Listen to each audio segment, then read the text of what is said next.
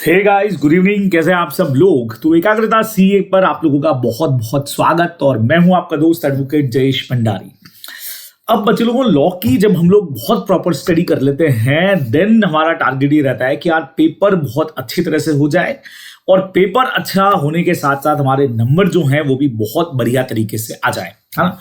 तो आखिर हमारे नंबर बढ़िया तरीके से कैसे आएंगे, क्या कुछ होगा, उसके लिए पहले तो बच्चे लोगों एकाग्रता सीए के इस YouTube चैनल से आप लोगों को जुड़े रहना चाहिए, क्योंकि यहाँ हम आप लोगों के लिए बहुत सारी चीजों को लेकर के आते हैं। जैसा कि आप लोग देख पा रहे हैं, हमारे रेगुलर बैचेस स्टार्ट हो चुके हैं।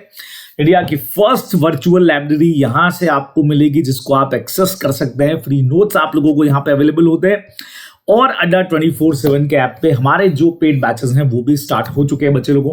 तो आप लोगों को वो ज्वाइन करने चाहिए, खास करके सितंबर और जनवरी 26 के लिए, सितंबर 25 एंड जनवरी 26 के लिए। हाँ जी, तो अब हमने कहा कि सर नंबर और बढ़िया कैसे आ सकते हैं, इसके लिए भी हमको कुछ बताइए। तो वही आज के सेशन का हमारा पर्पस है बच्चे लोगों। एक टॉपर की सजेस्टेड कॉपी आप लोगों के साथ में मैं जो है वो शेयर करने वाला हूं। एक तरफ हम लोग आईसीए का सजेस्टेड पेपर रखेंगे, एक तरफ आंसर शीट रखेंगे, और चेक करेंगे कि भाई आखिर ऐसा प्रेजेंटेशन कैसा हो जिससे हमारे नंबर जो है वो 60-70 क्रॉस कर जाए। अब इसमें बच्चों सबसे बड़ा रोल एक तो आपका एमसीक्यू प्ले करेगा भाई। एमसीक्यू में टारगेट ये रखिए कि यार बहुत आराम से 20-25 के बीच में अगर नंबर आ जाते हैं, और इधर से हम 50 नंबर भी लेके आ गए बच्चों, तो हम 70-75 नंबर तक बहुत आराम से पहुंचते हैं। और एमसीक्यू में इतने नंबर आ जाते हैं, थोड़ा सा आप प्रैक्टिस करेंगे तो पक्का है कि एमसीक्यू में इतने नंबर हमको मिल ही जाते हैं, है ना, बराबर। तो अब आज का काम स्टार्ट करते हैं बच्चे लोगों हम लोग। और मेरे पास में इस वक्त में है एक कॉपी, और इस कॉपी में करीब 50 नंबर आप मान के चलिए, 70 में से 50 मार्क्स हैं, और एमसीक्यू के अंदर बहुत बढ़िया मार्क्स है। यानी कि एक तरह से जैसे मैंने आपको कहा टॉपर की कॉपी है भाई। तो हम देख लेते हैं कि आंसर का प्रेजेंटेशन कैसे है, कैसे हमको चीजों को लिखना चाहिए कि हमारे मार्क्स इतने या इससे भी अप जाए बच्चों। ये ध्यान में रखने वाले अपन, ठीक है, क्लियर है। तो यहां से मेरे सामने एक पेपर सजेस्टेड हमारा है बच्चे लोगों। क्वेश्चन नंबर फर्स्ट को देखिएगा कि आईसीए ने क्या पूछा है।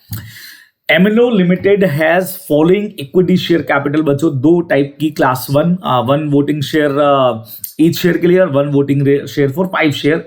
क्लास 2 हमको दे रखा है। Eight the time of issue the company had fulfill all the condition. अच्छा, इस सेशन से आपके दो बेनिफिट हो जाएंगे। एक तो ये पूरा पेपर सॉल्व हो जाएगा मेरे साथ में आपका, ठीक है, और पेपर सॉल्व होने के साथ साथ बच्चे लोगों आप ये भी देख पाएंगे कि यहाँ क्या आंसर है, स्टूडेंट ने क्या लिखा है, और कितने मार्क्स हमको चाहिएंगे, कैसे सब कुछ होगा। तो पूरा सेशन एंड तक आप लोगों को देखना चाहिए, है ना। तो at the time of issue company had fulfill all the condition related to issue of equity share capital. Company wants to vary the voting right. बच्चों वोटिंग राइट में चेंज करना, कौन सा सेक्शन हमारा 48 में हमने पढ़ा है क्या कि हम वेरिएशन कर सकते हैं, ऐसा कुछ। Of class 2 equity share capital 1 voting right for every 5 को चेंज करके 1 voting right for every 10 share वो करना चाह रहे हैं। अब कंपनी के मेमोरेंडम और आर्टिकल इसकी परमिशन देते हैं वेरिएशन की। The holders of 40,000 equity shares have their consent in writing to this variation. 40,000 ने अपना कंसेंट जो है वो दे दिया है। Out of dissenting shareholder, the holders of 4,500 equity share want to apply the tribunal against company's action. इतने लोग tribunal के पास जाना चाह रहे हैं, तो आपको एग्जामिन करने को बोला है बच्चों। दो चीजें, 5 नंबर का क्वेश्चन है।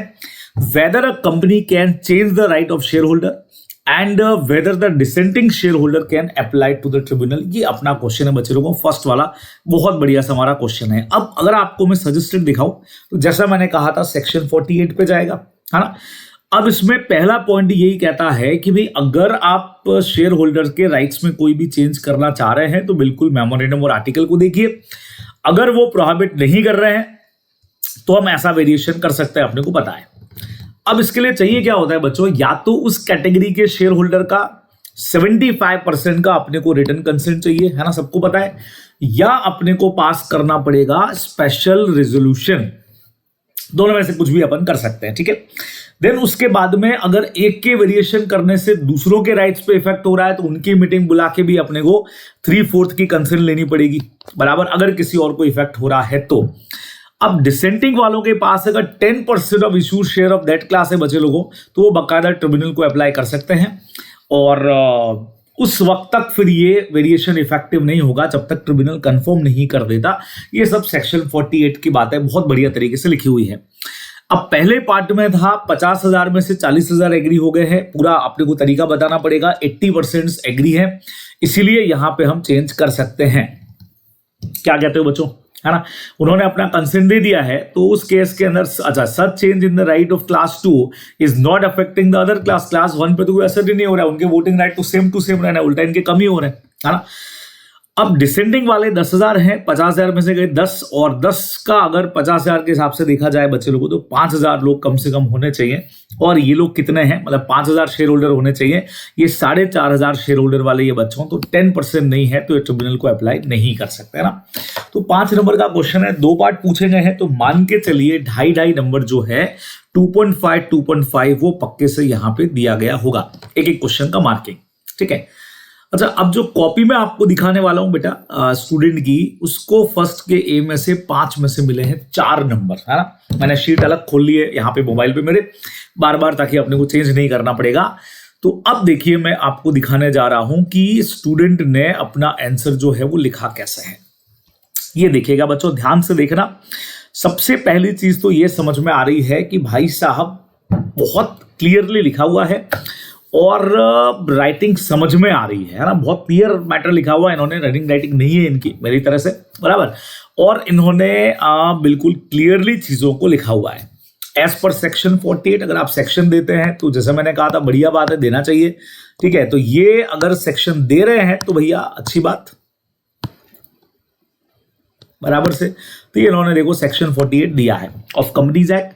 Company may vary the right attached to any class of share if consent of not less than 3/4 of the shareholder has been received in writing or SR passed in separate meeting। बराबर है, ये तो सही है। अच्छा, अब memorandum और articles वाली लाइन इन्होंने नहीं लिखी है कि उसके अंदर होना चाहिए प्रोविजन ऐसा, ठीक है, चलो ठीक है। There must be exist a provision for such variation in memorandum और articles of company। अच्छा, यहाँ इन्होंने दे दिया, ओके, हाँ, अब पूरा इन्होंने दे दिया। और अगर मान लीजिए मेमोरेंडम आर्टिकल में नहीं है तो इनकी टर्म्स ऑफ इशू जो है वो प्रोहिबिट नहीं कर रही है। बहुत बढ़िया, एकदम फर्स्ट क्लास जो आंसर चाहिए अपने को लिख दिया। फिर इन्होंने ये भी लिख दिया कि अगर ये वेरिएशन और किसी के राइट्स को इफेक्ट कर रहा है तो उनका भी 3/4 का कंसर्न लेना पड़ेगा। बढ़िया। Further, if share holder holding not less than 1/10 of the shares who have not consented, ठीक है, may apply to the tribunal of such variation. और बिल्कुल जैसा प्रोविजन चाहिए था बच्चों, बिल्कुल वैसा ही प्रोविजन इन्होंने लिखा है। तो आप देखते जाएं आंसर को कैसे प्रेजेंटेशन होना चाहिए अगर हमको जबरदस्त वाले नंबर चाहिए। और सबसे बड़ी बात बच्चों, इन्होंने पेपर बचाने की चिंता नहीं करी है, बहुत आराम से क्लियर कट, यहाँ एक लाइन छोड़ दिया, यहाँ एक लाइन छोड़ दिया, एकदम प्रॉपर सब चीजें। अच्छा, इंपॉर्टेंट चीज भी जो चीजें कई सारी ठीक लग रही है उसके नीचे इन्होंने अंडरलाइन करी, हालांकि अंडरलाइन लगभग सारे के अंडर ही कर दिया इन्होंने, बराबर से। वो नहीं करेंगे तो भी चलेगा। Then for applying the provision in this case, अब इन्होंने फाइनल आंसर बोला कि भाई एमएनओ कंपनी चेंज कर सकती है, क्योंकि इन्होंने यहां पे लिखा gives owner of variation and consent of holder of 40,000 equity share has been received out of 50,000। और इन्होंने ये लिख दिया कि ये 4th 5th होता है, जबकि होना 3/4 ही चाहिए। However consent of share holder class 1 also be received is such variation effect their right. चलो, अगर इफेक्ट करें तो डिप्लोमेटिक टाइप हो गया आंसर अपना। फिर इन्होंने लिखा बच्चे लोगों, होल्डर ऑफ 4,500 इक्विटी शेयर जो हैं cannot apply to the tribunal as in case of descending at least 1/10 होना चाहिए था 5,000 का, तो तभी वो अप्लाई कर सकते हैं ना। तो इन्होंने नंबर निकाल करके नहीं दिया मेरे ख्याल से, यहाँ पे नहीं दिया, यहाँ पे इन्होंने कि 5,000 होने चाहिए, और ये देखो 4,500 ही है। तो एकदम परफेक्ट आंसर अपने को यहाँ पे देखने को मिल रहा है। अब जैसे मैंने कहा कि 5 नंबर का क्वेश्चन है, तो सिर्फ 5 में से 5 क्यों नहीं मिले इनको? तो कई बार जैसे हम लोग भी कॉपीज चेक करते हैं बच्चों, तो आधा 1 नंबर चूंकि थ्योरेटिकल पार्ट होता है तो हम लोग कई बार कट कर देते हैं। अदरवाइज आंसर का जो कह सकते हो प्रेजेंटेशन है वो 5 में से 5 के जैसा ही है, ठीक है। तो अच्छा प्रेजेंटेशन है, प्रॉपर प्रेजेंटेशन है, क्लियर सारी चीजें पढ़ने में आ रही है, आंसर प्रोविजन पूरा सही से लिखा है। तो आप लिखने का तरीका देखो बच्चे लोगों, पहले पूरा प्रोविजन प्रॉपर तरीके से समझा दिया गया है, और वो समझाने के बाद फिर इन्होंने प्रॉपरली वहां पे आंसर भी एकदम अलग अलग पार्ट में, ताकि नंबर देने में कॉपी चेकर को इजी रहे। इसीलिए आप देख सकते हैं वहां पे इनको 5 में से 4 नंबर मिले हुए, तो अच्छे नंबर माने जाते हैं। ठीक है, क्लियर हुआ बच्चों, है ना। अब देखिए मेरे साथ सेकंड क्वेश्चन की तरफ आए। हर एक क्वेश्चन को बढ़िया एनालिसिस करेंगे हम लोग कि कहाँ क्या गलती हुई है इनसे, अगर नंबर कम आए हैं तो, और बढ़िया है तो कहाँ कुछ हुआ है। सेकेंड वाला पार्ट देखो बच्चों, बीबीक्यू लिमिटेड का रजिस्टर्ड ऑफिस हैदराबाद में है, 2 ब्रांच है, एक दिल्ली के अंदर एक लंदन में। Accounting transaction of the branch are recorded and all books are maintain the branches, branch की ब्रांच पे रहती है। Branch account of Delhi branch set monthly and branch account of London जो है वो क्वार्टरली बेस पे आता है इनके पास में। Trial balance, P&L and balance sheet to the Hyderabad office.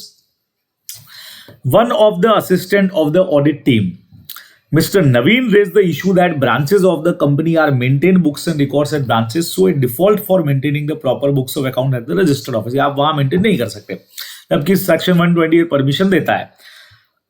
नवीन ने फर्दर ऑब्जेक्शन किया कि that the London branch send their summarise return on a quarterly basis instead of monthly basis.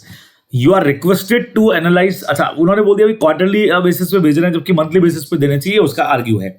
तो आपसे बोला दोनों ऑब्जेक्शंस के बारे में बताओ कि भाई क्या होना चाहिए, maintaining books of accounts and sending summarise at branch office का क्या रहेगा।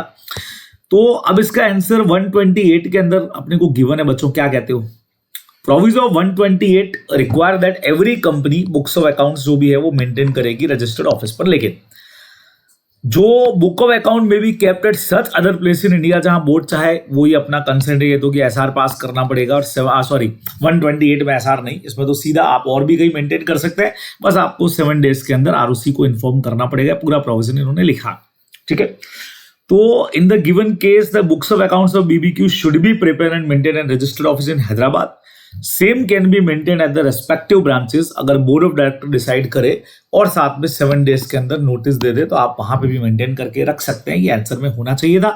सो यहां नवीन जो है उसका ऑब्जेक्शन वैलिड है कि भी आपको आरओसी को इंटीमेशन देनी चाहिए, ठीक है। वो क्वेश्चन में दिया, इन्होंने बोला intimation to registrar is not specified in the question, ठीक है। सेकेंड नंबर, अगर आउट ऑफ इंडिया है तो क्या प्रोविजन होंगे बच्चों। प्रॉपर ट्रांजेक्शन आपको मेंटेन करना है ब्रांच ऑफिस पे, समराइज रिटर्न यहाँ पे आपको भेजने पड़ेंगे। अब किस बेसिस पे थे वो भी देखते हैं।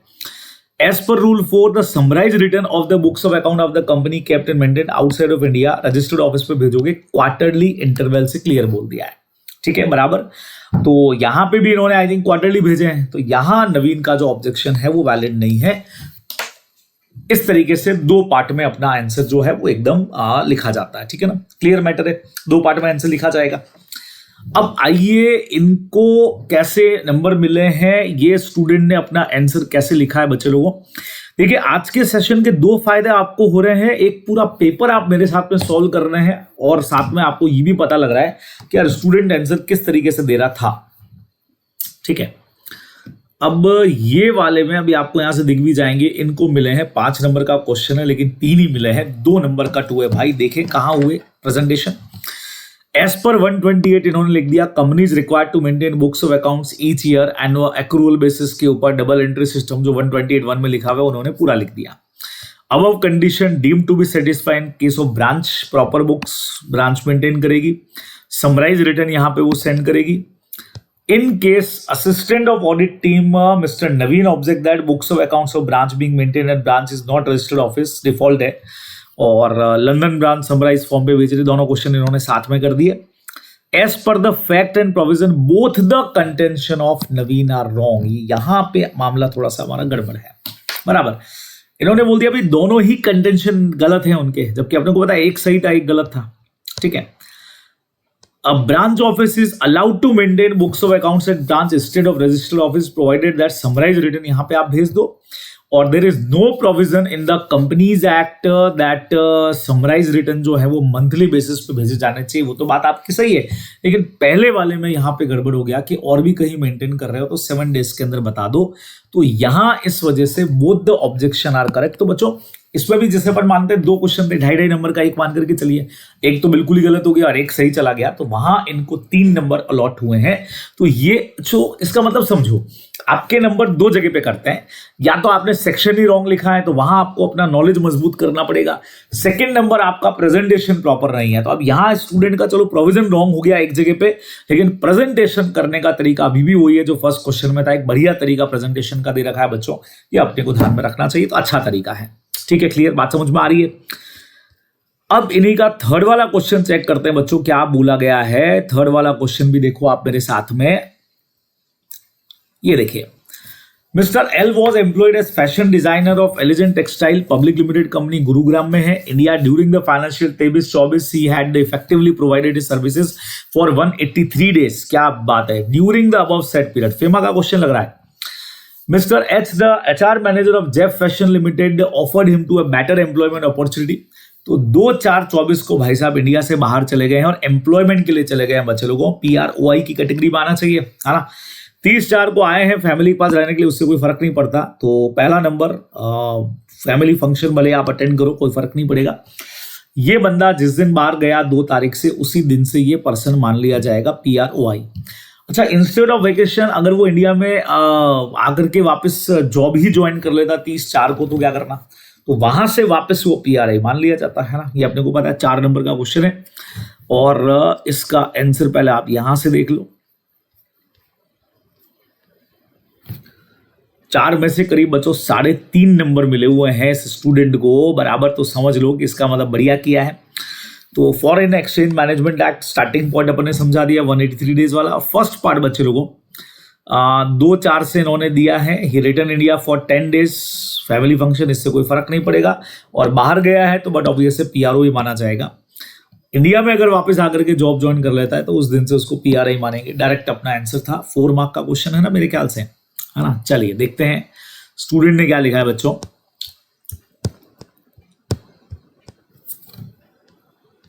ये देखिए, अच्छा हर पेज पे एक सेपरेट क्वेश्चन है इनका, एकदम बढ़िया पूरी इस्तेमाल किया है इन्होंने कॉपी का।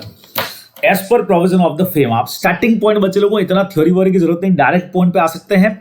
तो सीधा हो गया person who has stay more than 182 days in the course of proceeding financial year, लेकिन उसमें वो शामिल नहीं होगा जो person who has gone out of India, outside of India, इनमें से किसी चीज के लिए, या तो एम्प्लॉयमेंट के लिए गया या वोकेशन के लिए गया या एनी अदर पर्पस के लिए गया, बराबर से अनसर्टेन पीरियड के लिए। देखो तीसरा पॉइंट पे आ गया। अब आप देख सकते हो कि एकदम नॉर्मल चीजें बढ़िया तरीके से लिखी गई हैं। और जैसा मैंने कहा कि राइटिंग से ज्यादा इंपॉर्टेंट ये रहेगा कि आप कितना क्लियरली वहां पे लिख पा रहे हैं, कॉपी चेकर को कितना समझ में आ रहा है, जो कि मुझे और आपको भी यहाँ पे समझ में आ रही होगी चीजें, ठीक है ना।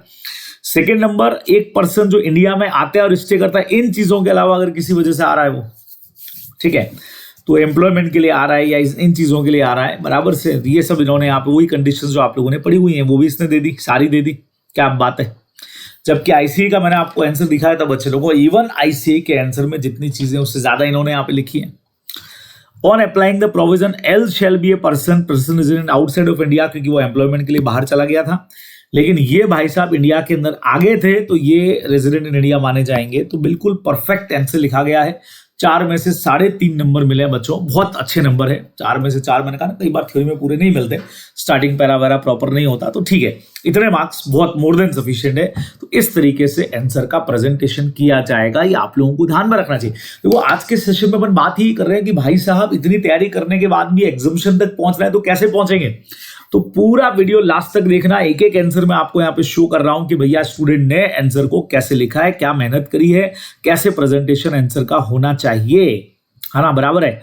अगला क्वेश्चन बच्चे लोगों, क्वेश्चन नंबर 2 की तरफ चलते हैं हम लोग, और ये आ गए हम क्वेश्चन नंबर 2 में। चलिए जी, सेकंड क्वेश्चन क्या कहता है। फर्स्ट क्वेश्चन कंपल्सरी होता है, आप जानते हो।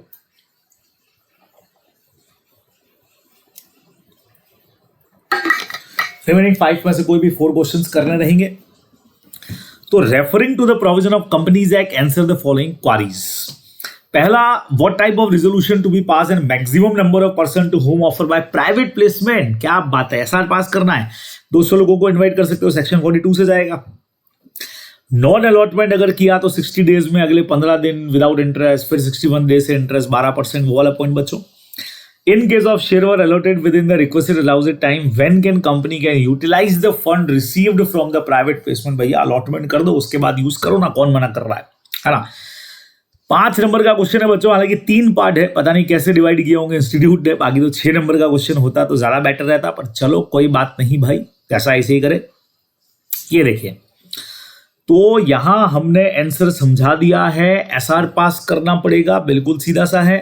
और मैक्सिमम कितने लोगों को इनवाइट कर सकता है बच्चे लोगों, अपने को पता है 200 लोगों से ज्यादा को इनवाइट नहीं करना है ना। For each private placement, first answer provided further that's not apply in case of offer invitation to non convertible debenture. अच्छा, वो पूरा इन्होंने लाइन लिखी है बच्चों। 181C की लिमिट वाला, अच्छा हाँ, एसआर पास करना है, लेकिन 181C की लिमिट के अंदर ही अगर आप हो तो बोर्ड रिजोल्यूशन से काम चल जाएगा। बढ़िया पॉइंट है, ये हर कोई नहीं लिखेगा बच्चों, समझ गए बात को। देन उसके बाद में provided also that raise through such offer invitation, हाँ वो तो हो गया कि पूरे साल में फिर एक ही एसआर पास करना पड़ेगा अगर आप 181C के अंदर ही है, बराबर नॉन कन्वर्टेबल डिबेंचर है, तो ये ध्यान में रखना। अच्छा, एक्सीड करना है तो एसआर पास करना है, एक साल में एक ही करना है, तो रेजोल्यूशन विल बी पास, इस हिसाब से होता है। पहले का आंसर दिया इन्होंने। फिर बच्चों selected group of people, 50 job बढ़ करके 200 हो चुके हैं, तो 50 को लिखने की वैसे जरूरत है नहीं। इसमें QIBs शामिल नहीं होंगे। ओहो, एकदम प्रॉपर आंसर देखिएगा। और जिनको आपने ईसोप में शेयर दिए वो भी शामिल नहीं होंगे। ठीक है, ये इन्होंने दिया। फिर NBFC वाले रेगुलेशंस कौन क्या पूरा करेगा वो भी इन्होंने, बाप रे बाप, इतना बड़ा आंसर। मतलब आप देखो कि यार ये स्टूडेंट को कितने नंबर मिले होंगे, इसके अंदर कितने नंबर मिले होंगे भाई साहब, मैं देख के आपको बताता हूं। क्योंकि 5 में से 3 मार्क्स तो मिले इसके अंदर भी इनको, क्योंकि ICA ने यहाँ पे जितना पूछा था उससे ज्यादा लिख करके दे दिया बच्चों। एज पर सेक्शन 42(6) के हिसाब से वो ये पॉइंट तो एकदम आसान है, 60 डेज के अंदर, नहीं तो 15 डेज के अंदर विदाउट इंटरेस्ट पैसा वापस करना है, नहीं तो 61 डेज से 12% इंटरेस्ट के साथ देना पड़ेगा, डायरेक्ट पॉइंट था। नाउ कंपनी उस वक्त तक यूटिलाइज नहीं कर सकती है जब तक रिटर्न ऑफ अलॉटमेंट फाइल नहीं कर दे, और वो अपने को अलॉटमेंट से बच्चों 15 दिन के अंदर करना चाहिए, है ना। ये देखो अपने को प्रोविजन यहाँ पे देके रखा हुआ है। Hence it can utilise the money does receive once the return has been filed। तो ये पूरा आंसर इतना बड़ा इन्होंने यहाँ पे लिखा है भाई साहब, क्या बात है। देखिए हमारे स्टूडेंट ने क्या किया है भाई, as per section 42 of companies act, company making private placement offer shall be required to pass SR, direct SR आ गया। फर्दर प्राइवेट प्लेसमेंट जो होता है वो 200 लोगों से ज्यादा को आप नहीं कर सकते हो, जिसमें शामिल नहीं होंगे ये लोग। ओहो, देन उसके बाद कंपनी 60 डेज के अंदर अलॉट करेगी रिसिप्ट ऑफ मनी। डिफॉल्ट अगर हुआ तो लाइबल टू पे 12% पर एनम इंटरेस्ट। बच्चों 15 दिन वाला पॉइंट नहीं लिखा है क्या इन्होंने, 15% वाला पॉइंट, सॉरी 15 डेज वाला पॉइंट, 60 दिन के बाद अगले 15 दिन में पैसा वापस करना है, ये इन्होंने यहाँ पे नहीं लिखा है ना। Is this not in case of private placement then company shall be liable to pay 15% interest. भाई साहब ये यहाँ है ही नहीं, ये तो नॉर्मल रूल की बात है। अरे भाई साहब, हाँ, और तीसरे के लिए बिल्कुल पेज ही अलग कर दिया। अरे भाई साहब, पेज को ज्यादा ही यूज नहीं कर लिया बच्चों। देखो हर पार्ट का आंसर उल्टा अलग अलग लिखा है। फर्स्ट का आंसर यहाँ पे लिखा है इन्होंने, पूरा पेज छोड़ने के बाद सेकंड का आंसर यहाँ पे लिखा है। एक क्वेश्चन के 3 पार्ट है तो तीनों का आंसर अलग अलग पेज पर है। Company shall not utilize the money until private placement share are allotted within prescribed and a return has been filed with the registrar। तो ये इन्होंने पूरा आंसर लिखा है बच्चों। तो कुछ कमियां इस आंसर में आपको लग रही होंगी, वैसे अगर देखो प्रॉपरली जो क्वेश्चन में पूछा गया उसके हिसाब से तो एकदम परफेक्ट है, और 5 में से 3 नंबर मिल भी गए हैं। लेकिन स्टार्टिंग वाले में ICA ने कई सारी चीजें दी है और जो गलत भी नहीं है कि भाई कौन सा रेजोल्यूशन पास होता है, तो पूरा भाई एसआर पास होता है, लेकिन 181C की अपने एक लिमिट है बच्चे लोगों। अगर उस लिमिट के अंदर ही आप हैं तो वो रेजोल्यूशन से काम चलेगा, उसके बाहर चले गए, अच्छा, और नॉन कन्वर्टेबल डिबेंचर्स की बात हो रही है, और उसके बाहर आप चले गए तो पूरे साल भर के लिए एक ही एसआर से काम चल जाएगा। वो पॉइंट इन्होंने नहीं लिखे, वहां पे इनके मार्क्स कट गए। तो ध्यान रखिए इससे क्या सबक मिल रहा है। जो प्रोविजन लिख रहे हो पूरा चेक करो कि प्रॉपर चीजें वहां पे आ जानी चाहिए एकदम परफेक्ट तरीके से। ठीक है, समझ में आई बात आप लोगों को। नेक्स्ट पॉइंट पे आऊं, अगले क्वेश्चन पे चलो। देखो पूरा पेपर भी सॉल्व हो रहा है आपका, है ना, तो ये मत समझना सर अपन सजेस्टेड ही देख रहे हैं। और एक पूरा पेपर तुम मेरे साथ सॉल्व कर रहे हो भाई। In the circumstances where MNP, revision भी हो रहा है तुम्हारा। In the circumstances where MNP joint share holder of Parimal Private Limited holding 500 equity share have conflicting views of one special business related to proposed change in the articles at the EGM. Mr. M is endorsing the resolution and P is dissenting. ठीक है भाई। Determine the procedure for casting the vote in the event of such a situation as per the guidance obtained. Joint share holder के case में क्या करना है, अगर एक हाँ बोलता है दूसरा ना बोलता है तो करना क्या है बच्चे लोगों, ये पूछा गया है। कुछ ध्यान में आया? जिसका नाम पहले होगा उसको वोटिंग राइट दे देंगे भाई, अगर झगड़ा हो रहा है तो। और इसी का सेकंड पार्ट क्या पूछा गया है, ओहो भाई साहब, एक एक के अंदर दो पार्ट पूछे हैं। आईसीआई कई बार क्वेश्चन बड़े खतरनाक बना देता है, इसके अंदर भी एक के अंदर दो चीजें पूछ ली है। चलो कोई नहीं, देखो, Omkara limited a company having net worth 110 crore और टर्नओवर बच्चों 450 करोड़ का डिपॉजिट एक्सेप्ट करना चाह रही है पब्लिक से, तो कर सकती है कि नहीं बच्चे लोगों? डायरेक्ट क्वेश्चन अपने से पूछा गया है, तो क्या कहते हो? नेटवर्थ कितना था? 100 करोड़ का, टर्नओवर 500 करोड़ का, या 500 या 1000 करोड़, है ना? डिपॉजिट वाला पॉइंट अपने से पूछा। चलिए 3 और 2 नंबर के क्वेश्चंस बनाए बच्चों, आसान क्वेश्चन है दोनों ही बहुत। देखें क्या होगा आंसर में, फिर अपन स्टूडेंट का आंसर देखेंगे। तो सबसे पहले बच्चे लोगों, सेक्शन नंबर रेगुलेशन 52 टेबल है, voting right joint share holder के केस में सीनियरिटी मेंटेन करेगी जिसका नाम रजिस्टर में पहले है, और ज्वाइंट शेयर होल्डर इंस्ट्रक्ट कर सकते हैं कि किसका नाम पहले लिखना है। तो in case mister P and mister M seen to whose name appear first जो होगा उसको ये डिसाइड करने का राइट मिलेगा, अपने को ध्यान में रखना है। सेकेंड पार्ट बच्चे लोगों, डिपॉजिट एक्सेप्ट करने के लिए देखो यहाँ बोला हुआ है नेटवर्थ, ये देखो 100 करोड़, टर्नओवर हमारा 500 करोड़ का, और and which is obtain prior consent of the company in general meeting चाहिएगा अपने को, जिसको हम लोग बोलते हैं एलिजिबल पब्लिक कंपनी, बराबर। अब चूंकि नेटवर्थ 100 करोड़ से ऊपर है तो कंपनी एलिजिबल कंपनी है और मेंबर से डिपॉजिट एक्सेप्ट कर सकती है। क्वेश्चन के 2 पार्ट इस तरीके से आपको दिए गए। अब हमारे स्टूडेंट भाई साहब ने क्या किया है, आइए देखिएगा मेरे साथ में, आपको पता लगेगा कैसे प्रेजेंट करना है और कैसे मार्क्स आ रहे हैं बच्चे लोगों, फटाफट देखना। ये देखिए, in case of joint share holder the voting right shall be determined on the basis of seniority of the joint share holder and seniority shall be determined on the basis of the fact that whose name appear first in the register of member. तो इनके नाम लिखे हुए हैं। In the right of the fact mister M and P must concur the voting right shall be determined by seniority, जिसका नाम पहले होगा उसको वोटिंग राइट मिलने वाले हैं, बराबर बच्चों। ये इन्होंने आंसर लिख दिया। तो आपको मैं बताऊं अगर कि भाई मार्क्स कितने मिले इनको इस क्वेश्चन के अंदर, तो बता देता हूं। देखो सेकंड का बी पार्ट अपन कर रहे हैं बच्चों, 5 नंबर का क्वेश्चन और इनको 4 नंबर यहां पे मिले हुए हैं। कुछ तो आप यहीं से देख पा रहे हो उनको जो नंबर मिले, है ना? 5 में से देखो 4 नंबर मिले हुए हैं, पूरे अच्छे मार्क्स हैं। एलिजिबल पब्लिक कंपनी, ये देखो नेटवर्थ दिखा दिया इन्होंने, टर्नओवर दिखा दिया, उसके अलावा which has obtain consent by passing one resolution, इन्होंने वो लाइन नहीं लिखी 181C वाली, ठीक है।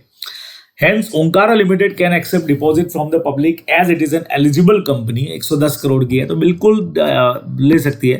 तो यहाँ पे भी इनको मार्क्स मिले, तो 5 मतलब 4 नंबर मिल गए 5 में से, मोर देन सफिशिएंट है। अच्छा प्रेजेंटेशन किया हुआ है बच्चे लोगों। इस तरीके से अपने को प्रेजेंटेशन प्रॉपर हमेशा ध्यान रखो, कॉपी आपकी जितनी हो सके एकदम थोड़ी सी नीट हो, है ना, काट छाट उसमें कम हो, प्रॉपर लिखा हुआ हो। फिर से बोल रहा हूं बच्चे लोगों, 2 ही चीजें, एक काम आएगा आपका स्टडी, आपने कितना अच्छा पढ़ा है, और दूसरा काम जो यहां से आप लगातार देख रहे हो प्रेजेंटेशन कितना है। तो यार दोनों का कॉम्बो अपने को दिख ही रहा है ना। चलिए तीसरे क्वेश्चन की तरफ बढ़ते हैं भाई। इसका जो थर्ड पार्ट है क्वेश्चन का वो भी लंबा चौड़ा है। थर्ड पार्ट पे 2 क्वेश्चंस पूछ लिए बच्चों, आइए दोनों चेक करेंगे। पहला कहता है the board of director of cool private limited through resolution pass in the board meeting granted authorisation to mister Sharad CEO of company to appoint 2 employees for procurement department. Subsequently Sharad selected Suresh and Hemant for the position. After 1 month Sharad noticing unsatisfactory performance, lack of honesty, और उनको हटाना चाह रहा है, और उनका argue है मेरे ख्याल से कि नहीं हटा सकते हो। ऐसा कुछ है क्या? सुरेश कहता है कि डिसमिसल को चैलेंज कर देता है। ओके, ये तो जनरल क्लॉजेस एक्ट का क्वेश्चन हमारा बहुत प्यारा, जहां हम कहते हैं अपॉइंट करने का पावर है बॉस, तो हटाने का पावर है। और बच्चों देखो सिर्फ 2 नंबर का क्वेश्चन पूछा है, ना इंसाफी है ये।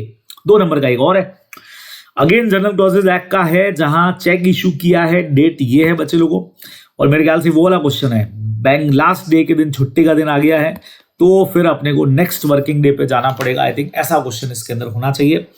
चलिए मैं आपको 2 नंबर के क्वेश्चन है बच्चों, 2 नंबर में आईसीए ने कितना लेंथ डाला होगा भाई साहब, वो पहले चेक करते हैं ना। देखते जाना बच्चों, डबल बेनिफिट मिल रहा है आपको। सबसे पहले जनरल क्लॉजेस एक्ट का सेक्शन 16 डायरेक्ट सेक्शन समझाना पड़ेगा। अपॉइंट करने का पावर है तो सस्पेंड और डिसमिस करने का पावर भी है, ये तो डायरेक्ट देना पड़ेगा। ठीक है। फिर बच्चों क्वेश्चन समझा करके हमने लिख दिया आर्ग्यूमेंट सुरेश का वैलिड नहीं है, अपॉइंट करने के पावर में ये भी इंक्लूडेड है। तो 2 नंबर के लिए बहुत प्यारा सा छोटा सा क्वेश्चन हो गया। दूसरा वाला बच्चे लोगों ये आ गया कि यहाँ पे, अच्छा ये तो एक मिनट मैंने ही क्वेश्चन इसका मतलब ढंग से नहीं पढ़ा है। अच्छा ये तो अपना वो वाला है, कितने दिन में, from the date of, last date वाला। ओके ओके ओके, तो फ्रॉम जब भी आए तो उस दिन से नेक्स्ट डे को शुरू करके एंड डेट को बच्चों अपने को इंक्लूड करना पड़ेगा। ये अपने को ध्यान में रखना। Since the cheque has been presented within 3 months अगर होता है तो एलिजिबल है। तो ये जो आप कह रहे हो डिसऑनर हो गया, ये वैलिड नहीं होगा क्योंकि डेट 31 तारीख आ रही है इसके अंदर, ये इन्होंने आंसर में लिखा है। चलिए स्टूडेंट क्या कहता है भाई साहब, 2C as per general clauses act definition section इन्होंने नहीं लिखा है, कोई बात नहीं। Where the power to appoint is conferred to any person and such person shall also power to remove the person. अब प्रैक्टिकली बच्चों सेक्शन में थोड़ी सी कमी है, यहां रिमूव वर्ड यूज हुआ है बच्चों, जबकि हमको पता है कि सस्पेंड और डिसमिसल का पावर भी इसके अंदर होगा। तो थोड़ा सा वर्ड्स का खेल यहां पे चेंज हो जाएगा। हालांकि 2-2 नंबर के क्वेश्चन हैं।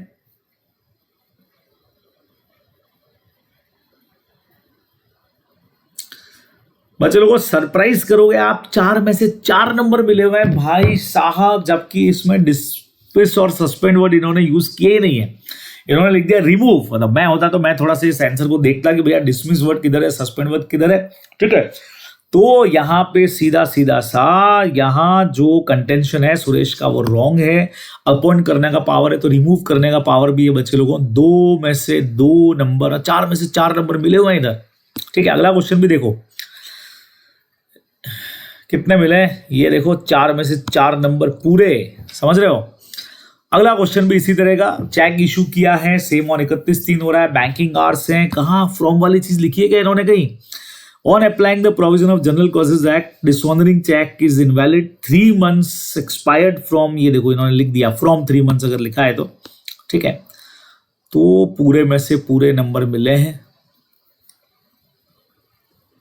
अब बच्चों एक बहुत जोरदार चीज आपको बताऊं मैं यहाँ पे, हालांकि मैं इसमें से कोई कमी नहीं निकालना चाह रहा हूं, पर आप देखें इन्होंने सेक्शन के ऊपर तो कुछ ज्यादा कुछ लिखा ही नहीं है। जो अपना मेन सेक्शन नंबर 9 है कि जहां कहीं पे फ्रॉम से स्टार्ट होता है तो नेक्स्ट डे से चालू करना है, लास्ट डे को इंक्लूड करना है, ऐसा कोई प्रोविजन इन्होंने यहां पे लिखा ही नहीं है बच्चों।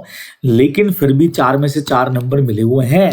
तो सर ये तो मजा आ गया। आप देखो ये तो जो ब्लेम लगता है ना हर बार आईसीबी भी ऐसा ऐसा कर दिया, तो अच्छा है यहाँ तो इस बार उल्टा ब्लेम हो गया कि भाई हाँ नंबर पूरे में से पूरे दे दिए गए, जबकि ऐसा होना चाहिए था कि वो प्रोविजन की लाइंस आनी चाहिए थी। लेकिन आप लोगों के लिए सजेशन यही है बच्चों, जैसा बाकी सारे क्वेश्चन में आपने देखा, पहले प्रोविजन ढंग से कोट करिए, उसके बाद में चीजों को समझाइए, तो बहुत इफेक्टिव रहने वाला है। ये आप लोग ध्यान में रखोगे, ठीक है ना। क्लियर है बात, समझ में आया आप लोगों की। तो ये सेकंड क्वेश्चन बच्चों यहां आकर के खत्म होगा इनका इस तरीके से। चलिए क्वेश्चन नंबर 3 की तरफ बढ़ते हैं भाई। कितने कितने क्वेश्चंस हैं देखो, भर भर के क्वेश्चंस हैं। 3 पे आते हैं बच्चों, फटाफट देखना। अब 3 वाला क्वेश्चन 5 नंबर का है। 5 में से 3 वाला इन्होंने किया है कि नहीं किया, पहले मैं चेक करूं। यस किया है।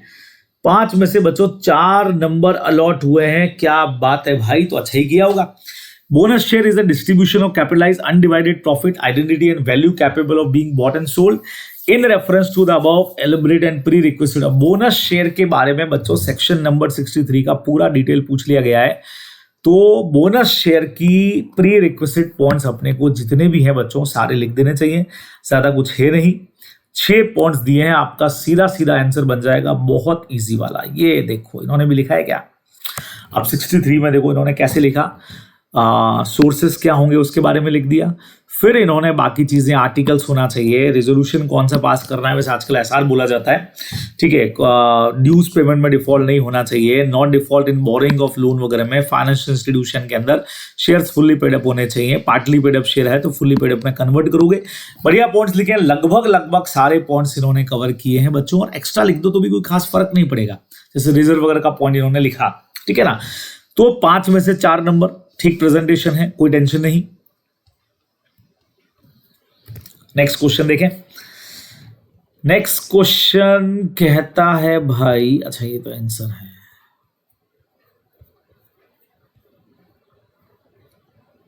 यहां से Q limited is a public limited company, incorporate होती है सूरत गुजरात में, 1200 मेंबर हैं, जनरल मीटिंग कॉल होती है, 14 मेंबर प्रेजेंट हो गए वहां पे। तो अपने को पता है 5-15 चाहिए, लेकिन 14 लोग ही हुए हैं। Mister Mohan was acting as an authorise representative of 2 body corporates कर रहा है, क्यू और L limited. Okay okay okay, तो चलेगा, 15 लोग हो गए। Shyam one of the important member present नहीं है। चेयरमैन जो है राही, वो मीटिंग को एडजॉर्न करता है ये बोल करके कि श्याम वहां पे नहीं है, तो गलत है। The member present at the meeting when you waiting to attend oppose and decision submitting their majority then present now shall be unavailable next week, referring to the provision। बताना बच्चों, देखो क्या बोला है। Whether the quorum to hold meeting, quorum है क्या? एक जना अगर 2 को होल्ड कर रहा है तब तो है, 15 लोग चाहिए। क्या Rahi could join the meeting in the current scenario? Mister Rahi कहाँ है? कौन है मिस्टर राही? कहाँ है भाई, ये कौन भाई साहब है?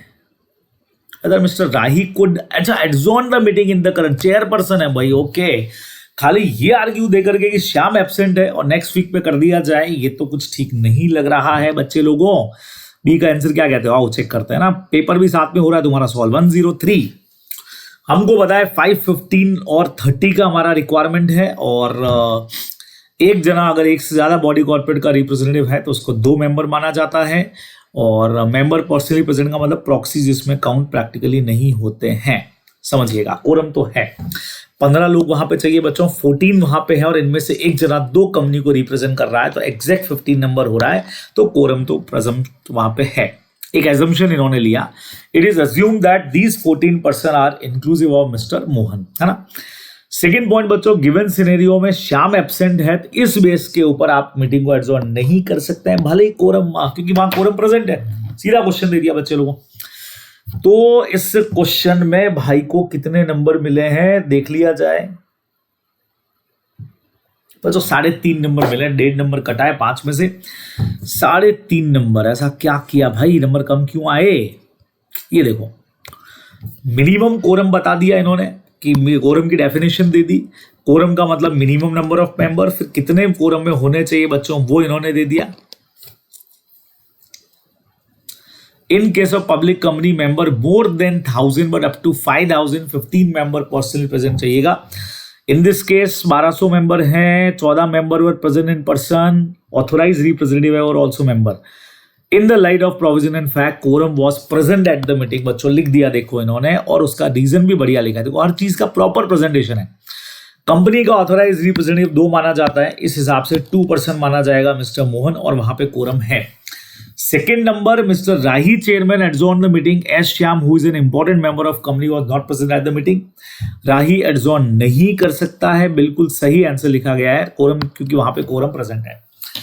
तो सर 5 में से इनको 3.5 नंबर ही क्यों दिए गए? 5 में से 5 नंबर दिए जा सकते थे, बोलो क्या कहते हो?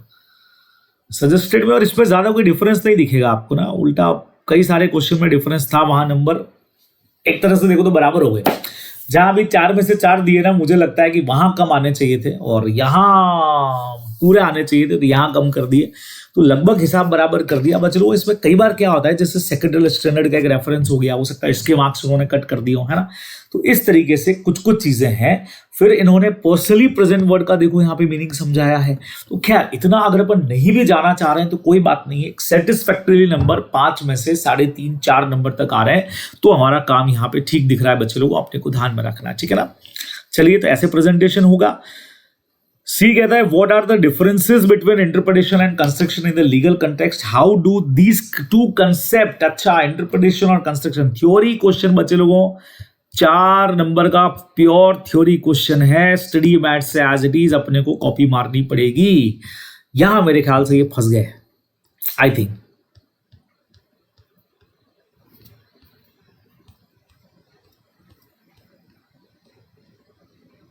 ये देखिए थर्ड का भी इंटरप्रिटेशन भी समझाया है इन्होंने, डिफरेंस भी इन्होंने समझाया है, 2 concept related to each other है बच्चों, लेकिन इनको नंबर दिया गया है सिर्फ और सिर्फ 1 नंबर, भाई साहब only 1।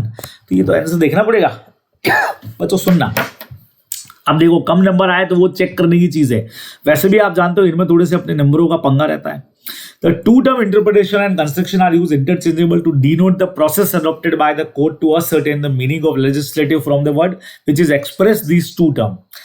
Interpretation is the art of ascertaining the meaning of word, ठीक है, and true sense in which the auditor intent they should be understood. Court adhere the plain meaning अगर लेना चाह रही है तो इसका मतलब इंटरप्रिटेशन यूज करेगी, लेकिन अगर प्लेन नहीं है, कोई सेंसिबल मीनिंग निकालना चाह रही है तो फिर कोर्ट क्या करेगी, यहाँ पे कंस्ट्रक्शन वर्ड को यूज करेगी। ये अपने को ध्यान में रखना, ये सब दिया है और बाकी सिनोनिमसली यूज होता है। स्टूडेंट ने क्या लिखा भाई, interpretation is the process understanding word express, interpretation necessary because the making of provision construction. Difference क्या है, when the word are understood by giving them ordinary meaning तो उसको हम interpretation कहते हैं। words are constituted by using any other going beyond the ordinary meaning। अब आप देखो यहाँ पे लैंग्वेज जो है स्टडी मैट का और इनका बिल्कुल डिफरेंट चला जाएगा, इसलिए नंबर कट गए। These two concepts relate to each other, they both help in ascertaining the meaning। ना ना ना ना ना भाई, जो चीजें पूछी थी वो नहीं लिखी गई है।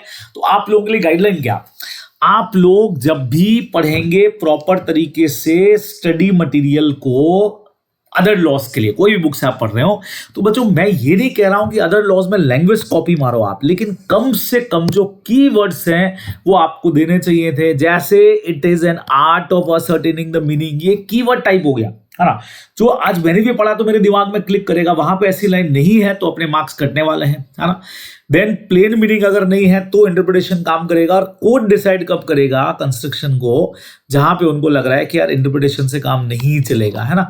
तो ये कुछ पॉइंट, ऐसा सिनोनिमसली वाला पॉइंट आना चाहिए था कि दोनों इंटरचेंजेबल तरीके से यूज होते हैं, तो इसीलिए इनको 5 में से एक ही नंबर दिया गया। 4 नंबर का क्वेश्चन था, एक ही नंबर दिया गया।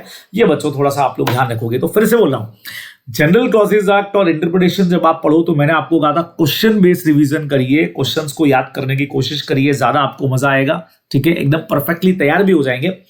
और सबसे बड़ी बात, लैंग्वेज भले ही हो लेकिन कीवर्ड्स उसमें से निकाल करके यूज करिए, तभी आपको बढ़िया नंबर मिलने वाले हैं, ठीक है। क्लियर, बढ़िया, समझ में आया। नेक्स्ट पे आऊं, देखो आखिरी 2 क्वेश्चंस देख लेते हैं फटाफट जो इन्होंने किए हैं। आई थिंक अगला क्वेश्चन इन्होंने 4th वाला ही किया रहेगा। यस, 4th क्वेश्चन है, कंटिन्यू कर रहे हैं। Long boost limited listed companies engage in the manufacturing of shoes and real related accessories, business is set on recovery mode by the induction of new production manager। Mr. A, board of directors company has recommended the declaration of dividend। Dividend का question है बच्चों, 50 lakh after gap of 8 years, 8 साल बाद 50 लाख का dividend दे रहे हैं। Dividend propose to be made partly out of current year profit 16 lakh, past 8 year का 170 लाख है, जो 25% शेयर कैपिटल का पार्ट है। क्या बात है भाई। Referring to the provision of companies act, condition जहां हम डिविडेंड दे सकते हैं in case of inadequate profit are met. Calculations भी आपको साथ में बताने को बोला भाई साहब, बढ़िया कैलकुलेशन बोल दिया बच्चे लोगों। पिछले 1 साल के अंदर 170 लाख का उनका प्रॉफिट एक्यूमुलेटेड पड़ा हुआ है, जो 25% है टोटल शेयर कैपिटल का। तो भैया इससे शेयर कैपिटल निकाल लो, लिमिट्स आ जाएंगे आपके पास में। ये देखो आईसी ने क्या आंसर दिया है। अगर एडिक्वेट प्रॉफिट नहीं है तो भी आप अपने प्रीवियस ईयर के प्रॉफिट वगैरह दे सकते हो, लेकिन बच्चों कंडीशन पूरी करनी पड़ेगी। पिछले 3 साल का एवरेज, पिछले 8 साल में डिविडेंड दिए ही नहीं है तो ये कंडीशन तो लगेगी नहीं, तो शो करनी पड़ेगी। Condition 2, 10% of the capital of free reserve का पैसा आप निकाल सकते हैं, ठीक है ना। और 3 है कि 15% का बैलेंस मेंटेन करके रखना है बच्चों, पता है ना, याद है तुमको। सॉरी, वो तो ये तो प्रॉफिट सेट ऑफ करना है, ये 15% वाला पॉइंट हो गया। अब देखो अमाउंट डिविडेंड आपने डिक्लेयर किया है 50 लाख का, करंट ईयर का प्रॉफिट आपके पास 16 लाख का ही है, तो अपने को 34 लाख रुपया और चाहिएगा। अब accumulated profit during the last year 170 का, ये इससे देखो अपन ने कैपिटल निकाल ली, जो 25% पार्टी है ये तो ये किया तो अपने पास कैपिटल निकल करके आ गई 680 लाख की कैपिटल इनके पास में बच्चों। अब देखो सारी कैलकुलेशन इन्होंने कर ली। पहली कंडीशन क्या कहती है, पेड अप शेयर कैपिटल और रिजर्व, ये आया 8.5 लाख, ठीक है। और इसके कितने परसेंट के बराबर बच्चों, 10% विड्रॉ कर सकते हैं, तो 85 लाख आप विड्रॉ कर सकते हो। बैलेंस कितना मेंटेन करना है वो भी इन्होंने पूरा प्रॉपर समझाया बच्चे लोगों, और देन फाइनली बताया कि भाई कितना परसेंट तुम दे सकते हो, ये इन्होंने समझाया है। तो सिंस कंडीशंस आर मेट तो डिविडेंड हम डिक्लेयर कर सकते हैं। इतना बड़ा आंसर दिया गया है बच्चे लोगों। और क्वेश्चन कितने मार्क्स का है देखें, क्या लगता है 5 नंबर का क्वेश्चन है, 4th वाला। स्टूडेंट को नंबर कितने मिले भाई, क्या बात है बच्चों, 5 में से 4 नंबर यहां पे भी मिले हैं, तो समझ जाइए कि भाई कितना प्रेजेंटेशन भाई ने किया होगा। As per provision of companies act, company dividend declare कर सकती है एक्यूमुलेटेड प्रॉफिट में से। फिर उसके बाद में बच्चे लोगों को कैपिटल पहले ही निकाल करके रख दी कि भाई इतना हो रहा है, ताकि क्वेश्चन करने में इजी रहे। अब कंडीशन 1 पिछले 3 साल का एवरेज जो नहीं है, तो कंडीशन ये डिक्लेयर हो गया 0, मतलब कंडीशन ही अप्लाई नहीं होगी, इनको लिखना चाहिए था। अमाउंट विड्रॉ कर सकते हैं बच्चों 10% ऑफ कैपिटल फ्री रिजर्व, और तीसरा नंबर के ऊपर अच्छा इन दिस केस इन्होंने समझा दिया, ये देखो पूरा कि ये कंडीशन हमारी सेटिस्फाई हो रही है, पूरा समझा दिया है ना, कैलकुलेट करके बता दिया है। तीसरी कंडीशन बैलेंस कितना मेंटेन करके रखना है, 15% ऑफ कैपिटल के बराबर, तो वो भी इन्होंने यहाँ करके बता दिया, ये देखो ठीक है बराबर से। तो यहाँ पे ये देखो 15% से देना बिल्कुल अलाउड रहेगा, कोई दिक्कत वाली बात नहीं है, आप दे सकते हैं, ठीक है। तो सारी कंडीशन सेटिस्फाई हो रही हैं, ये कहना चाह रहे हैं बच्चों, अपने को ध्यान में रखना। अच्छा आंसर लिखा है। अब आप फर्क समझो, यहां मेरा सजेशन देखो, सजेस्टेड में तो कितना खतरनाक लिखा गया था ना, कई लोग को सजेस्टेड देख के लगता है अरे सर कितना बड़ा आंसर, ये कंडीशन, सेकंड कंडीशन, थर्ड, इतना बड़ा। एकदम प्रॉपर तरीके से नॉर्मल कंडीशन क्लियर करके देखो, स्टूडेंट ने कैलकुलेशन भी ऐसे नहीं समझाई है, उसने हर एक पॉइंट के साथ उसकी कैलकुलेशन वहीं दे दी, कोई फर्क नहीं पड़ेगा बच्चों। जो असली खेल है वो प्रेजेंटेशन का यहां पे रहेगा। ढंग से प्रोविजन लिख दीजिए, सामने वाले को समझ में आ जाने चाहिए, गैप दे दे करके थोड़ा सा लिखिए, तो अपना काम बहुत तगड़ा वाला हो जाएगा। ठीक है, क्लियर, समझ आया बच्चों क्या चल रहा है। सेकंड क्वेश्चन कहता है इसका, dispute among the partner of LLP है, okay. Stability of business, out of 2 partner 1 due to a quarrel left the LLP, 2 में से 1 चला गया। अरे 6 महीने वाला पॉइंट हमारा, सिंगल पार्टनर 6 महीना 6 महीना 6 महीना, 5 नंबर का सीधा क्वेश्चन है बच्चों, कोई टेंशन नहीं है, फाउंडेशन के अंदर भी आप ये तो पढ़ के आए हो। 2 पार्टनर हैं, कम हो गया तो 6 महीने का टाइम मिलेगा, पूरा आंसर आपको पता है।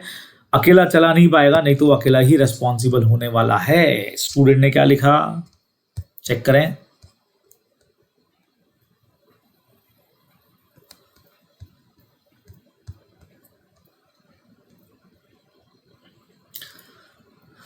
ये देखिए ये रहा। In case LLP has less than 2 partner and LLP carries on business with such reduced number of partner for more than 6 months and the person carrying on business is aware of the fact the business is being carried out by one, पूरा as it is लिखा है, such partner shall be personally liable for all the obligation of LLP after expiry of 6 months। 64 के अंदर लिखा हुआ है tribunal wound up कर सकता है, ये भी बहुत सही लिखा है इन्होंने। तो अगर वाउंड अप करना चाह रही है तो एक्टेड अगेंस्ट द इंटरेस्ट, एक मिनट, वाउंड अप का क्वेश्चन भी साथ में पूछा है क्या, ये तो मैंने देखा ही नहीं है। यस यस यस बच्चों, 64 में वाउंड अप कैसे होता है, अच्छा उसके प्रोविजन भी साथ में पूछे हैं, लिखे होंगे इसने, जरूर लिखे होंगे, सही है। 6 महीने वाला पॉइंट,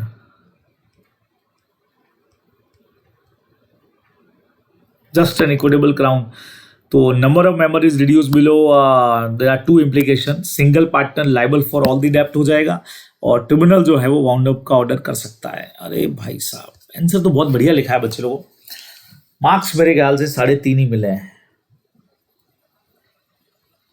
3 नंबर, 5 में से 3 नंबर ही यहां पे दिए गए हैं। ये थोड़ा सा मुझे अनजस्टिफाइड लगता है, नहीं पूरे नंबर मिल जाने चाहिए।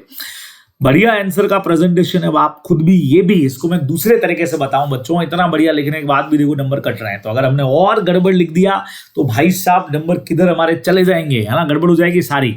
इसलिए हम कोशिश करेंगे कि एकदम परफेक्ट तरीके से चीजों को लिखें, अच्छे अच्छे से नंबर आए बराबर, प्रेजेंटेशन हमारा बहुत बढ़िया हो बच्चों, ध्यान में रखना पड़ेगा, समझ रहे हो। यहां से देखते जाओ, ये कॉपी आपको मैं इसीलिए दिखा रहा हूं, टॉप स्टूडेंट कॉपी, ताकि आप पता कर सके कि भाई यहाँ पे भी कहाँ नंबर कट रहे हैं। तो मुझे इस क्वेश्चन में ऐसा ज्यादा कुछ नहीं लगता है, मेरा एनालिसिस ये कहता है कि इसमें नंबर ज्यादा आ सकते थे, 1 आध नंबर और इनको मिल जाना चाहिए था, ठीक है ना। चलिए अगले क्वेश्चन की तरफ बढ़ता हूँ बच्चों, और अगला क्वेश्चन मेरे ख्याल से फिर से थ्योरी का है। इसका अदर लॉस थोड़ा सा कमजोर है स्टूडेंट का, नहीं इंटरप्रिटेशन, ये वाले पार्ट में नंबर कटे हैं जो कटे हैं। अरे भाई साहब क्वेश्चन ही कहाँ चला गया, एक्सप्लेन द टर्म जनरली वाला क्वेश्चन आ गया इन कनेक्शन विद इंटरप्रिटेशन। बच्चों इंटरप्रिटेशन का रूल पूछ लिया गया है, और ये देखो बिल्कुल थ्योरी क्वेश्चन है, एकदम थ्योरी वाला है, ठीक है थ्योरी है। और स्टूडेंट ने क्या लिखा और कितने मार्क्स मिले, मैं आपको बता दूं कि इसको मिले हैं 4 में से इसमें 2 ही नंबर मिले हैं, है ना। मतलब एक और अंदर की चीज पता लगेगी बच्चों, कंपनी लॉ या कॉर्पोरेट लॉ जितना अच्छा करके जा सकते हो जाओ, असली नंबर अपने को वहीं से मिलने वाले हैं, समझ रहे हो। ये देखो इसने लिखा है यहाँ पे, स्पेशल रूल जनरल रूल को ओवरराइड करेगा। फिर से लैंग्वेज का प्रॉब्लम है बच्चों। ये देखो subject to notwithstanding, भाई साहब सब कुछ दे दिया इन्होंने तो यहाँ पे, है ना। सारा जितना चाहिए था उससे ज्यादा ही लिख करके दे दिया है। लेकिन स्टडी मैट को जो चाहिए वो नहीं लिखोगे तो मार्क्स वहां पे उड़ेंगे। तो अगेन मेरा सजेशन क्या है आप लोगों को बच्चों, कॉर्पोरेट लॉ को ज्यादा बेटर तैयार करके जाइए। अदर लॉस के कंपैरिजन में कॉर्पोरेट लॉ में अपने को मार्क्स थोड़े बढ़िया मिल जाते हैं। चलिए अगला क्वेश्चन, इन्होंने 5th वाला नहीं किया बच्चों, एक क्वेश्चन चॉइस का होता है ना, तो लास्ट क्वेश्चन पे अपन पहुंच गए। 6ठा क्वेश्चन, वो भी आप मेरे साथ में 6th वाला भी चेक कर लो कि इन्होंने क्या किया है, कैसे किया है। ये देखो क्वेश्चन नंबर, अरे भाई साहब कहाँ है, ये रहा। LKG Limited is a company paid up share capital 12.50 crore with total number of member being 3,500. Board of directors have called a general meeting to be conducted on 6/5 at 2 p.m. On the date of meeting at required quorum was not present within half an hour. Adjourn कर दिया next week के लिए 13/5 को। ठीक है भैया, बढ़िया किया। कोरम के 2 क्वेश्चन आ गए, सेम वेन्यू पे करना चाह रहे हैं। What will be the fate the meeting in case of 2 member in person were adjourn meeting में आ गए तो वैलिड होगी। फिर सेकंड नंबर बच्चों 6/5 को टोटल 16 मेंबर आते हैं, लेकिन चेयरमैन जो है उनका owing to untruly behaviour some member during the meeting adjourn the same on 13/5 and adjourn only 3 member वहां पे आए तो क्या करना है। And in case fair such, अब पहले तो देखिए यार स्टूडेंट ने किया कौन सा क्वेश्चन है, 6 भी किया तो 6 का फर्स्ट किया कि सेकंड किया, आखिर किया कौन सा है। ये देखो ये देखो ये देखो, अरे कहाँ किया है भाई, ये रहा 6 का ए ही किया है बच्चों, ए ही किया है, ए वाला क्वेश्चन ही किया है। और 6th के ए में इनको मार्क्स मिले हैं 5 में से 3.5 नंबर ही मिले हैं, 3.5 ही मिले यार, 3.5 ही मिले, 5 में से 3.5 नंबर ही मिले हैं। नंबर कटे हैं क्योंकि बहुत सारा पॉइंट पूछा गया है बच्चे लोगों, देखो। और इसका आंसर मैं आप लोगों को दिखा रहा हूं फटाफट से। ये देखो 103 में हम चले गए, ठीक है। नॉर्मली जब कोरम नहीं है हाफ एन आवर में तो नेक्स्ट वीक पे जाती है, उसमें अगर है तो, अगर उस दिन भी नहीं है, if call by request list होती है तब तो कैंसिल हो जाती है। In case of adjourn meeting change of date time place कर रहे हैं तो 3 दिन का नोटिस देना पड़ता है। पूरा परफेक्ट प्रोविजन आना चाहिए। अब कोरम अगर एडजॉर्न मीटिंग में नहीं है, where the quorum is not present adjourn meeting, तो हाफ एन आवर में जितने लोग प्रेजेंट है उतने से कोरम हो जाएगा। गिवन क्वेश्चन में quorum was given by the company 35 member, 15 लोग होने चाहिए। Quorum is not present in the adjourn meeting also within half an hour the 2 member present shall be for the quorum. लिख दिया अपने first का answer. Second number 16 जने present थे, 15 में चाहिए 16 चाहिए, कोरम प्रेजेंट है। Meeting was adjourn due to unruly behaviour of some member, not for want of quorum की वजह से नहीं हुआ है।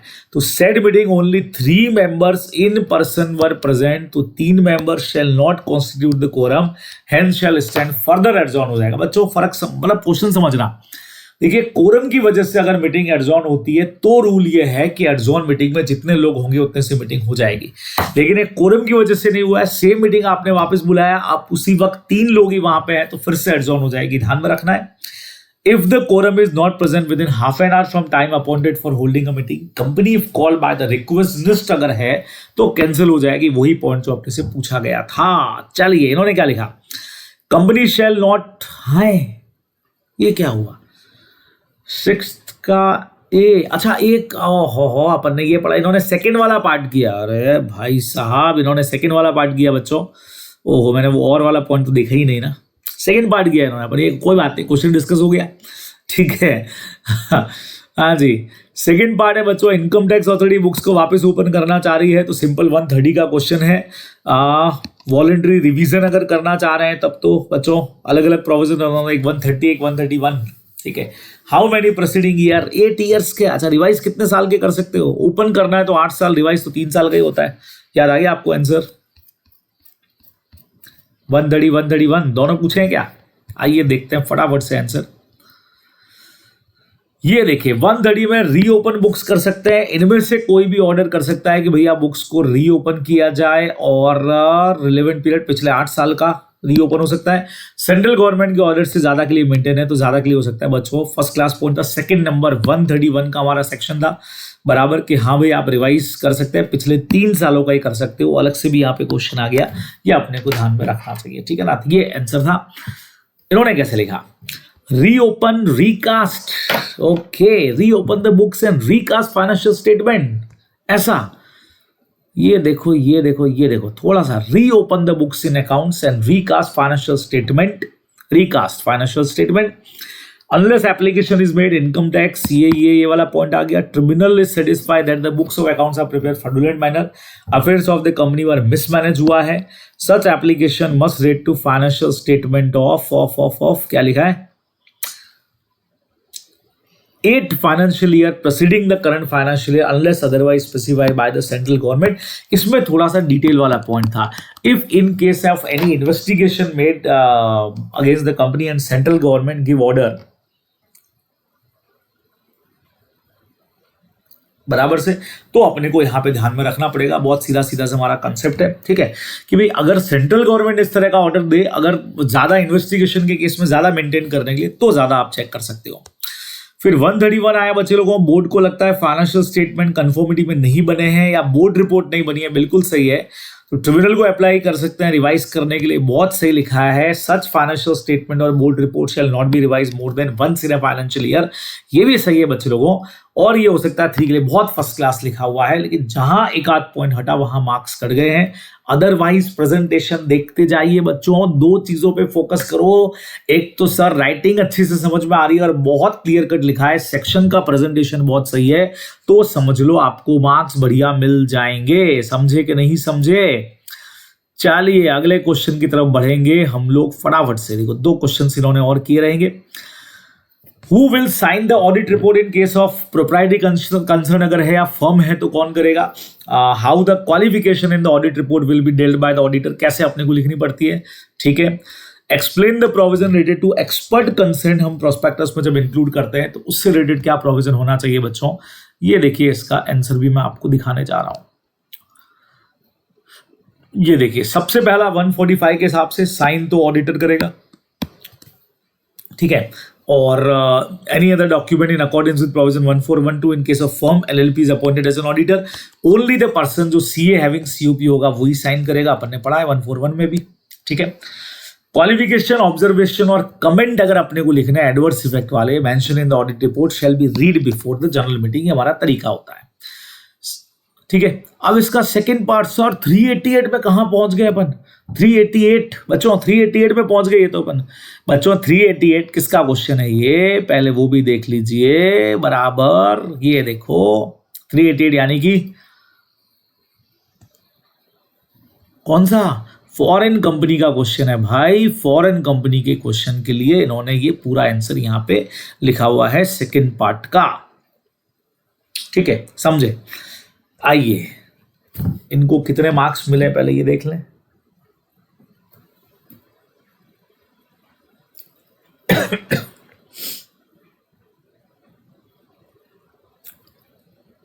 सिक्स का भी 3.5।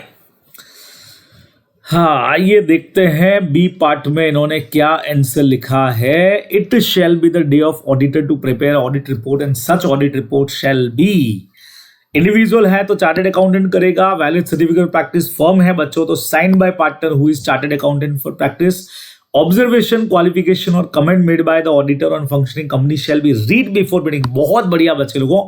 और ये देखो 388 का भी पूरा इन्होंने क्लियर तरीके से यहाँ पे जितना समझाना है प्रॉपर तरीके से समझा है, बहुत सही है। लास्ट में जाते जाते लग रहा है धड़ाधड़ आंसर लिखे लेकिन प्रॉपर समझा दिया है, मार्क्स मिल गए हैं बराबर बच्चों। बात समझ में आई आप लोगों को, फर्स्ट क्लास मार्क्स हो गए।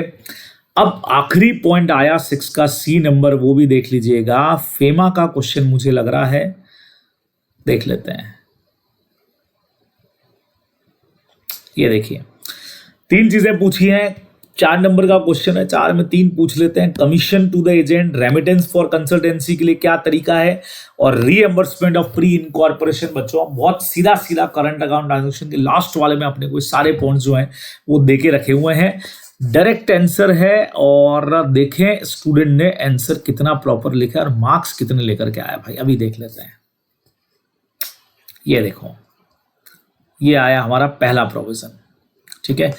ये रहा, कमीशन के लिए अमाउंट दे रखा है, रेमिटेंस वाला अमाउंट आपको दे रखा है, डायरेक्ट है, और तीसरा रेमिटेंस अमाउंट भी अपने को दे रखा है। अब यहां से देखो इन्होंने क्या किया है, ये देखिए, क्या कमीशन के लिए सही लिखा है क्या? $25,000 5% of the inward remittance whichever is higher से एक्सीड होना चाहिए। क्या कहते हो बच्चों लोगों? 25,000 5% inward whichever is more से, ये अगर ज्यादा है तो चलो इसके अंदर होना चाहिए बराबर, एक्सीडिंग अगर इतना जा रहा है तो परमिशन लेनी पड़ेगी। फर्स्ट वाला इज एब्सोल्युटली करेक्ट। सेकेंड वाला अलग अलग प्रोजेक्ट है बच्चों, कंसल्टेंसी के लिए अलग है और नॉर्मल रेमिटेंस के लिए अलग है। क्या इन्होंने लिखा होगा, देखिए चेक करें। Remittance for the consultancy outside of India, ये रहा बच्चा, देखो कंसल्टेंसी के लिए ये लिख दिया, अदर देन कंसल्टेंसी के लिए भी लिख दिया, ये भी सही है बराबर। Remittance by way of reimbursement के अंदर 5% of investment brought in India उसका, और या $1 lakh whichever is higher, ये देखिए तीसरा वाला, इंडिया में लाया $1 lakh 5% whichever is higher as pre incorporation. अच्छा लिखा है, बढ़िया लिखा है, ठीक है। मार्क्स कितने मिले भाई इस वाले में, देखें अगेन 3.5 नंबर, 3.5, 4 नंबर के क्वेश्चन था ये तो, 3.5 मिल गए बच्चे लोगों, फर्स्ट क्लास नंबर मिल गए।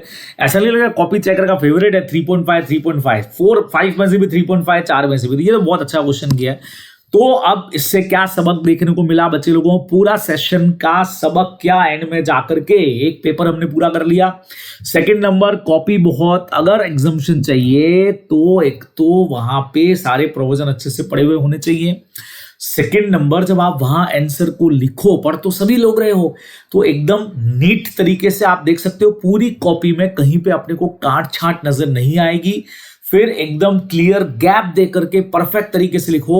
और सबसे ज्यादा नंबर कौन दिलवा रहा है बच्चे लोगों? कॉर्पोरेट लॉ, उसमें भी कंपनीज एक्ट जबरदस्त तरीके से पढ़ो। एलएलपी और फेमा के प्रोविजन भी अगर हो सकता है तो अच्छे प्रायोरिटी से पढ़ो। इंटरप्रिटेशन और जनरल क्लॉजेज में खास करके नंबर कट रहे हैं। जनरल क्लॉजेज एक्ट में फिर भी सेक्शन एज इट इज है तो अपने को मार्क्स मिल रहे हैं। इंटरप्रिटेशन वाले में लैंग्वेज बहुत अच्छा रोल प्ले करेगी, तो आप अगर टॉपिक पढ़ के अपनी लैंग्वेज में लिख भी रहे हो तो कीवर्ड्स उसके अंदर जरूर डालो ताकि अपने को सुपर हिट मार्क्स मिल जाए बच्चे लोगों, ध्यान में रखना है। Clear clear clear.